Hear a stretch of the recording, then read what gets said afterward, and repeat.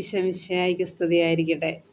ഇന്നലെ അല്ല, കഴിഞ്ഞ ദിവസം നമ്മൾ ഒരു ചെറിയ വിചിന്തനം നടത്തിയിരുന്നു. ദൈവത്തിൻ്റെ പരിപൂർണ സ്നേഹം ഒരു മനുഷ്യ വ്യക്തിയിൽ നിറഞ്ഞാൽ മാത്രമേ അവന് സന്തോഷം ഉണ്ടാവുകയുള്ളൂ. ഏറ്റവും വലിയ സന്തോഷം അവൻ്റെ ഏറ്റവും വലിയ ആഗ്രഹം പൂർത്തീകരിക്കപ്പെടുമ്പോഴാണെന്ന് നമ്മൾ പഠിച്ചു അല്ലേ. ആഗ്രഹം എന്ന് പറയുന്നത് നമുക്ക് എപ്പോഴും വലിയ ആഗ്രഹം എപ്പോഴും നമ്മളുടെ ഒരു ദാഹമുണ്ട് ദൈവത്തെക്കൊണ്ട് നിറയാനുണ്ട്. അത് നമുക്കറിയത്തില്ല. നമ്മൾ ആ ആഗ്രഹത്തിലേക്ക് നമ്മൾ ഈ ലോകത്തിൻ്റെ സന്തോഷം കൊണ്ട് കുത്തി നിറയ്ക്കും. പക്ഷെ അവിടെ ഒന്നും സംതൃപ്തി കിട്ടത്തില്ല. ഒരു ഹാപ്പിനെസ്സും നമുക്കതിൽ ലഭിക്കുകയില്ല. അന്നേരം നമ്മൾ നിരാശരാകും, ദുഃഖിതരാകും. അങ്ങനെ മറ്റുള്ളവരെ ഒരു ദോഷൈക ഹൃത്തോടുകൂടി നമ്മളായിരിക്കുകയും ചെയ്യും. പക്ഷെ നമുക്ക് ദൈവത്തിൻ്റെ കരങ്ങളിൽ നിന്ന് കിട്ടുന്ന സ്നേഹമാണ് നമ്മളെ യഥാർത്ഥ സന്തോഷത്തിലേക്ക് നയിക്കുന്നത്. അതിനുവേണ്ടി നമുക്ക് ഓരോ നിമിഷവും നമ്മൾ ബോധവതികളായി ദൈവത്തിൻ്റെ സ്നേഹത്തിലേക്ക്, കാരണം ചെറുപ്പത്തിലേ നമുക്കത് കിട്ടാൻ ചിലപ്പം നമ്മുടെ മാതാപിതാക്കളുടെ അറിവ് കുറവുണ്ടോ, അവരുടെ വിവേകമില്ലായ്മ കൊണ്ടോ ഒക്കെ നമുക്ക് പൂർണ്ണ സ്നേഹത്തിലേക്ക് വളരാൻ സാധിച്ചിട്ടുണ്ടാവില്ല. ആ പ്രായത്തിൽ നമുക്ക് കിട്ടാതെ പോയതൊക്കെ ഈ നിമിഷം ദൈവം നമുക്ക് ഇപ്പോൾ തരാനായിട്ട് ആഗ്രഹിക്കുകയാണ്. അതുകൊണ്ട് നമ്മളതിനൊക്കെ മനസ്സാകണം. ദൈവത്തിൻ്റെ സ്നേഹം അനുഭവിക്കണമെങ്കിൽ ഇപ്പോഴായിരിക്കുന്ന അവസ്ഥയെ ദൈവത്തിലേക്ക് അങ്ങ് അർപ്പിച്ചു കൊടുക്കുക. ഇപ്പോൾ ഞാനായിരിക്കുന്ന അവസ്ഥ ഒരു അപൂർണ അവസ്ഥയാണ്. കാരണം സ്നേഹം ലഭിക്കാത്ത ഒരു മുറിവേറ്റ ഒരു ഹൃദയവുമാണ് നമ്മുടെ ഓരോരുത്തരുടെയും.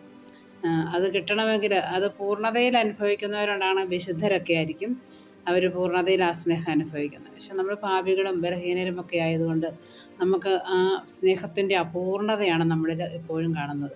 അതുകൊണ്ട് ആ പൂർണ്ണതയിലേക്ക് നയിക്കാനായിട്ട് നമ്മൾ ആദ്യമേ നമ്മളായിരിക്കുന്ന അവസ്ഥയെ അംഗീകരിച്ച് ദൈവത്തോട് ഏറ്റുപറഞ്ഞ് അവിടുത്തെ തിരുരക്തത്താൽ കഴുകപ്പെടുമ്പോൾ ദൈവം തൻ്റെ പരിപൂർണ സ്നേഹം നമ്മളിലേക്ക് ഒഴുക്കും, നമ്മളിൽ നിറയ്ക്കും. നമ്മുടെ ശിരസ്സ് മുതൽ പാദം വരെ നമ്മുടെ മനസ്സിലും ഹൃദയത്തിലും ആത്മാവിലുമെല്ലാം അവിടുത്തെ സ്നേഹം കൊണ്ട് നമ്മൾ നിറയ്ക്കും. അന്നേരം നമ്മളൊരു യഥാർത്ഥ ആനന്ദത്തിലേക്കും സന്തോഷത്തിലേക്കും നമ്മൾ കടന്നു വരും. നമ്മളൊരു ധ്യാനം നടത്തുമ്പോൾ ധ്യാനത്തിൻ്റെ അവസാനം ധ്യാനത്തിലൂടെ നമ്മൾ കടന്നു പോകുമ്പോൾ നമുക്ക് കുമ്പസാരമുണ്ട്, അതിനുള്ള ബോധവൽക്കരണ ക്ലാസ്സുകളുണ്ട്, വചനപ്രഘോഷം എല്ലാം ഉണ്ട്. അതിലൂടെയൊക്കെ കടന്നു പോകും ഞാൻ ആരാണെന്നറിയുകയും അതിൽ ദൈവത്തോട് മാപ്പ് ചോദിക്കുകയും ഒരു നല്ല പൂർണ്ണ കുമ്പസാരം നടത്തുകയും ചെയ്തു കഴിയുമ്പോൾ നമ്മൾ അവസാന ദിവസം പരിശുദ്ധാത്മാവിൻ്റെ ഒരു വലിയ നിറവും സന്തോഷവും നമുക്ക് അനുഭവപ്പെടും. അതെല്ലാവർക്കും അറിയാവുന്ന കാര്യമാണ്.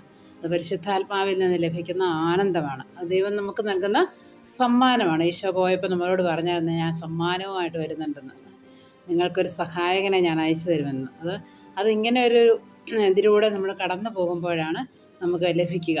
കാരണം നമ്മളാരും പരിപൂർണരല്ല, അപൂർണതയിൽ ജനിച്ചവരാണ് നമ്മൾ അല്ലേ. പരിശുദ്ധ അമ്മ മാത്രമേ ഉള്ളൂ പാപമില്ലാതെ ജനിച്ച ഒരു വ്യക്തി ഈ ഭൂമിയിൽ മനുഷ്യ വ്യക്തിയിൽപ്പെട്ടത്. അതുകൊണ്ട് നമ്മളെല്ലാവരും അപൂർണതയിൽ ജന്മപാപത്തോടുകൂടി ജനിച്ചവരാണ്. അതുകൊണ്ട് നമുക്കൊക്കെ ഈ സ്നേഹത്തിൻ്റെ പൂർണ്ണത നമ്മളിൽ ലഭിച്ചെന്ന് വരില്ല. എന്നാൽ ആ സ്നേഹത്തിൻ്റെ പൂർണ്ണത ലഭിക്കണമെങ്കിൽ അതിനെക്കുറിച്ചുള്ളൊരു ദാഹം നമ്മുടെ ഹൃദയത്തിലുണ്ടാകണം. യോഹന്നാൻ 6:63 ഈശോ അസന്നിഗ്ധമായിട്ട് പറയുന്നുണ്ട്. യോഹന്നാൻ്റെ സുവിശേഷം 6:63 ഇപ്രകാരം പറയുന്നു, ആത്മാവാണ് ജീവൻ നൽകുന്നത്, ശരീരം ഒന്നിനും ഉപകരിക്കുന്നില്ല. ഞാൻ നിങ്ങളോട് പറഞ്ഞ വാക്കുകൾ ആത്മാവും ജീവനുമാണ്. പ്രിയപ്പെട്ടവരെ, കർത്താവ് എന്താണ് അത് ഉദ്ദേശിച്ചതുകൊണ്ട്? കർത്താവ് ഈ ലോകത്തിലുള്ളതൊന്നും വിലയില്ലാത്തതാണെന്ന് ഈശോ വ്യക്തമാക്കുക. കാരണം നിൻ്റെ നിൻ്റെ കുഞ്ഞ് ശരീരത്തിൽ നിക്ഷേപിച്ചിരിക്കുന്ന ദൈവത്തിൻ്റെ ആത്മാവാണ്. ആ ആത്മാവിനെ എപ്രകാരം വിശുദ്ധിയിൽ കാത്തു സൂക്ഷിക്കാൻ നിനക്ക് സാധിക്കുമോ അതാണ് സ്വർഗത്തിൽ നിനക്ക് നിക്ഷേപം ഉണ്ടാക്കുന്ന കാര്യങ്ങൾ. അതുകൊണ്ട് ആ ആത്മാവിന് വേണ്ടി നമ്മൾ ദാഹിക്കണം. ആത്മാവിൻ്റെ പരിപൂർണ സ്നേഹത്തിൻ്റെ നിറവിന് വേണ്ടി നമ്മളെപ്പോഴും ദാഹിച്ചുകൊണ്ടിരിക്കണം. ഈശോ പലപ്പോഴും അത്ഭുതങ്ങളും അടയാളങ്ങളൊക്കെ പ്രവർത്തിച്ചിട്ടുണ്ട്. ഈശോ എപ്പോഴും രോഗികളെ നമ്മൾ സുഖപ്പെടുത്തിയപ്പോഴൊക്കെ ഈശോ അവരോട് വ്യക്തമാക്കിയിട്ടുണ്ട് ആത്മാവിൻ്റെ കാര്യത്തെപ്പറ്റി. കാരണം നമ്മുടെ ആത്മാവ് രോഗാവസ്ഥയിലാണെങ്കിൽ ശാരീരിക രോഗങ്ങളിലേക്കും മാനസിക രോഗങ്ങളിലേക്കും അത് വഴിതെളിക്കും, നമ്മെ നയിച്ചുകൊണ്ടിരിക്കും. അതുകൊണ്ട് എല്ലാം ഇതുകൊണ്ടാണെന്ന് ഞാൻ പറയുന്നില്ല, എങ്കിലും ഒരു 80% രോഗങ്ങൾ നമ്മുടെ പാപാവസ്ഥ മൂലമാണ്. കാരണം ഈശോ തന്നെ അത് വ്യക്തമാക്കിയിട്ടുണ്ട്. ഈശോ 38 വർഷം തളർവാദ രോഗിയായി കിടന്ന ബെത്സയിദ കുളക്കരയിൽ കിടന്ന ആ മനുഷ്യനോട് പറഞ്ഞാനാ, നിൻ്റെ മകനെ നിൻ്റെ പാപങ്ങൾ ക്ഷമിക്കപ്പെട്ടിരിക്കുന്നു, നിൻ്റെ കിടക്കയെടുത്ത് വീട്ടിലോട്ട് പോകാനാണ് ഈശോ പറഞ്ഞത്. കാരണം പിന്നെ ഈ തളർവാതിലേക്ക് 4 പേര് പിടിച്ചുകൊണ്ട് വന്ന് പുരമുകളിൽ കൂടെ ഇറക്കി താഴോട്ട്. അന്നേരം ഈശോനോട് പറഞ്ഞു, നിൻ്റെ പാപങ്ങൾ ക്ഷമിക്കപ്പെട്ടിരിക്കുന്നു. അങ്ങനെയാണ് അവരോടും പറയുക. അതിനെ സുഖപ്പെടുത്തിയത് അങ്ങനെയാണ്. പിന്നെ രക്തസ്രാവക്കാരി അവരോട് പറഞ്ഞു, മകളെ നിൻ്റെ പാപങ്ങൾ ക്ഷമിക്കപ്പെടുന്നു, നീ സമാധാനത്തോടെ വ്യാധിയിൽ നിന്ന് നീ വിമുക്തയായിരിക്കുക എന്ന് പറഞ്ഞത്. എല്ലാവരോടും ഈശോ പാപങ്ങൾ ക്ഷമിക്കപ്പെട്ടിരിക്കുന്നു എന്ന് പറഞ്ഞതിന് ശേഷമാണ് തൻ്റെ സൗഖ്യം അവരിലേക്ക് പകരുന്നത്. കാരണം പാപത്തിൻ്റെ ഒരവസ്ഥയാണ്. രോഗിയായിരിക്കാൻ ദൈവം ഒരിക്കലും മനുഷ്യനെ ആഗ്രഹിക്കുന്നില്ല ദൈവം. കാരണം ദൈവം സൃഷ്ടിച്ചത് പൂർണ്ണ മനുഷ്യനെയാണ്. അല്ലെ, ആദവും ഹവ്വയും ദൈവം സൃഷ്ടിച്ചത് പൂർണ്ണതയിലാണ് അവരെ സൃഷ്ടിച്ചത്. അന്നവിടെ ദുഃഖമോ മുറവിളിയോ രോഗമോ ഒന്നും ഉണ്ടായില്ലായിരുന്നു. പക്ഷേ പിശാച് അവനെ പരീക്ഷിച്ച് പ്രലോഭനത്തിൽ അകപ്പെടുത്തി കഴിഞ്ഞ് അനുസരണക്കേടിലേക്ക് വന്നു കഴിഞ്ഞപ്പോൾ അവൻ രോഗിയായി കഴിഞ്ഞു. ആദ്യം തന്നെ അവൻ്റെ ആത്മാവിൻ്റെ വിശുദ്ധി അവർ എടുത്തു മാറ്റി. ശരീരത്തിൻ്റെ വിശുദ്ധി എടുത്തു മാറ്റി, മനസ്സിൻ്റെ വിശുദ്ധി എടുത്തു മാറ്റി. അങ്ങനെ മനുഷ്യൻ ആത്മാവിലെ ശരീരത്തിലും മനസ്സിനെ രോഗിയായി കഴിഞ്ഞു. എന്നാൽ അങ്ങനെയുള്ളൊരു മനുഷ്യനെ അതിൽ നിന്ന് പിശാചിൻ്റെ അടിമത്തത്തിൽ നിന്ന് രക്ഷിക്കുവാനാണ് പിതാവായ ദൈവം സ്വർഗത്തിൽ നിന്ന് തൻ്റെ പുത്രനെ തന്നെ ഇങ്ങോട്ട് അയച്ചത്. എത്രമാത്രം സ്നേഹിക്കുന്ന മനുഷ്യനെ, അല്ലേ?